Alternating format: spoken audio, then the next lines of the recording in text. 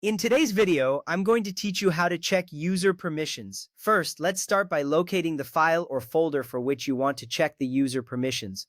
Once you have it in view, right-click on the item. This action opens a context menu that presents several options. From this menu, select the option labeled Properties. You will see a new window pop up which contains various tabs related to the file or folder's attributes. This is an essential step because it allows you to access detailed information about the permissions associated with that item. After you complete this action, you will be ready to delve into the specifics of user permissions. Next, you will want to switch to the Security tab. At the top of the Properties window, you will notice several tabs such as General, Security, Sharing, and others. Click on the Security tab to proceed. This tab displays the groups and users that have permissions for the selected file or folder. Here you can see how access is granted and what level of access each user or group possesses. This step is crucial because it gives you a clear overview of who can access the file and what actions they can perform. After switching tabs, you are one step closer to understanding the permissions granted.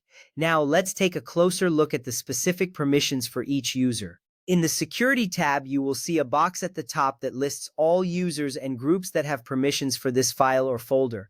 Click on a user's name in this box. When you do this, their specific permissions will appear in the bottom box. Here, you will find checkboxes indicating permissions such as full control, modify, and read and execute. This information is vital because it helps you quickly identify the capabilities of each user regarding the file or folder. Understanding these permissions allows for better management of access and security.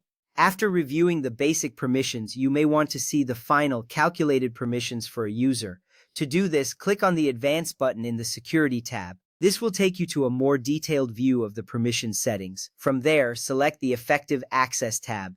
This tab gives you insights into the actual permissions a user has based on their group memberships and any inherited permissions. You will need to select a user from the list provided to view their effective access. Finally, click View Effective Access to see the derived permissions.